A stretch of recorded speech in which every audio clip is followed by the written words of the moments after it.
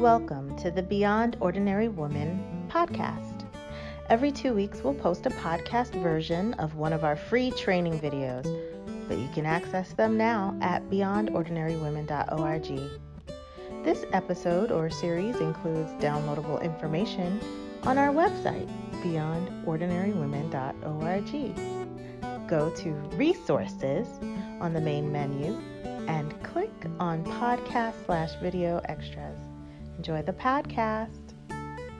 I'm Kay Daigle of Beyond Ordinary Women Ministries, and I'm here with Claudia McGuire, who is on our ministry team. Her bio is on our website, so be sure and look at that and learn more about Claudia. But we are here because our team met and decided that we needed to talk more about the fact that women are often afraid, reluctant to take leadership positions. And so Claudia is going to lead us in a conversation about one of the women in the Bible, and she is a woman who used her availability for God, and that is what our video is about. So Claudia, let me just turn that over to you. Great. Well, I love the story of Lydia, and I have to say also that the book A Woman Jesus Can Teach by Alice Matthews was just such an inspiration to me. I had never looked in depth, really, this was years ago, never looked in depth at women in the Bible and how Jesus included them. And as I looked through the different books of the Bible, how writers included them and highlighted their stories, Paul and Luke and Peter, you see that women are included in the faith family. And so with Lydia, that's where I want to go today, is just look at Lydia, look a little bit into who she was and her availability, and really how she surrendered herself and maybe her expectations of life to God. And we'll see what he did.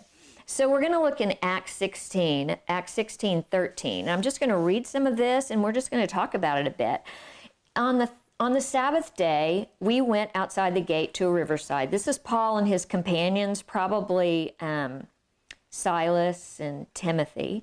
So they went to a riverside where we were supposing that there would be a place of prayer. And we sat down and began speaking to the women who had assembled. Now, I can just stop right there, because although this is a short written story about Lydia, there's a lot more here. So there were these women that were already at a place of prayer. No men are mentioned in this. Nothing against men, but no men are mentioned. So the women were at this place. And I read that usually it took 10 men to start a synagogue, right? So there's no synagogue here, obviously, so they go out by the riverside and they find these women that are already there. They had already assembled. And a certain woman, verse 14, a certain woman named Lydia from the city of Thyatira, a seller of purple fabrics, a worshiper of God, was listening. And the Lord opened her heart to respond to the things spoken by Paul. I love that Lydia is just called out right here. And we learn more about her. First of all, she's a prayer, obviously, because she's at this place of prayer. She probably has a tribe of women, because there's women assembled there. And she's a seller of purple fabrics. Well, purple fabrics were a luxury back then. A luxury fabric. It'd be like Versace or Prada or something like that she was involved in. And when you think about a person who sells that kind of thing, what's involved? What kind of personality? They have to be kind of competitive. They have to be knowledgeable, know their market. They probably travel some to get this particular dye or to get this fabric or to sell to people that were in other places. And I just think that seeing those things that Lydia already had, she already had a certain amount of gifts and abilities. But I'm not sure that she was, that she knew the impact of what her availability could mean. So the next verse, and when she and her household had been baptized, she's sitting there, she's listening, which means she had a responsibility to listen. She could have just been one of those people that thinks they know it all and didn't listen at all. But not only was she listening, but I think because she was listening, the Lord opened her heart. And I think about myself and I'm like, do I ever ask God, open my heart to what you want me to learn here? Whatever situation I'm in, do I ask God to open my heart? And then she responded, which again is a type of surrender. Not only did she listen and God opened her heart, but she surrendered to that. She was like, I thought I knew about God, but Paul is telling me something new here, and I need to listen. And when she did, she responded. She had an action that she took, and I think she surrendered. That was kind of her responsibility. And when she and her household had been baptized, she urged us, saying, if you have judged me to be faithful to the Lord, come into my house and stay. And she prevailed upon us. So already we kind of see a change in Lydia. She boldly says, hey, if I'm faithful, if you found me faithful in the Lord, then come stay with me. And obviously, Paul and his companions found her faithful, right? Because they went. And I love the verb, she urged them. It was just in her heart that they do this. Exactly. And she prevailed, which meant she probably had to keep trying to convince them to do this. Yes. So she was very determined. She was determined. And I think not only was she determined, I think she knew. I mean, when God opened her heart, she knew, I have something I've got to do here. God's got something for me to do. I think it was very obvious. I don't think she really knew exactly what that was, but farther along in that same chapter in 1640, it says, and they went out from the prison. Now, again, within context, Paul and Silas had been put into prison because of a whole different story and situation. You can read that yourself. And they're eventually let go. And so in this verse it says, and they went out of the prison and entered the house of Lydia. And when they saw the brethren, they encouraged them and departed. And brethren, meaning disciples also, other followers of Christ. But I believe at this point, there's some men involved. Something had happened. This didn't happen overnight. Something had happened between the time they had first come and stayed with Lydia. And I believe she started a house church, a church planter. And I believe that Paul, if you read on, Paul and his people might have used her house as a base in that area. She was willing to make her home, her household, her people, her abilities available to Paul for however God wanted to use that. And again, she goes from being this businesswoman that feels like, oh, I know God, I've kind of got it together. I come down here and pray, I go through and I don't know this, but when I think about her going from being a businesswoman to now being a businesswoman who invites Paul, of all people, and his crew to her house, they come in, she starts a house church there, and she's responsible to a large degree for the gospel spreading in that region because of how she ministered to them. So her business, which I think she probably continued, it was probably a great financial help to the work of God there, to spreading the gospel. Again, she made herself available. Paul, the apostle, took her up on it, and she changed that part of, she changed her community, and I believe she began to change things in that region.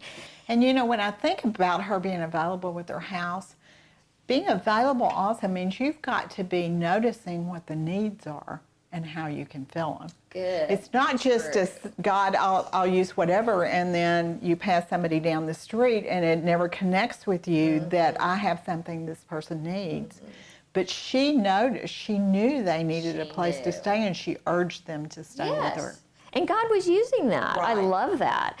And I just love this story because to me it is a story not only of availability, but to me availability does mean you surrender. Surrender your expectations. And I remember clearly the struggles I had with surrender. I too was at a place in my life I thought, oh, I kind of have this together. I go to church, I do this, I raise my kids in the church.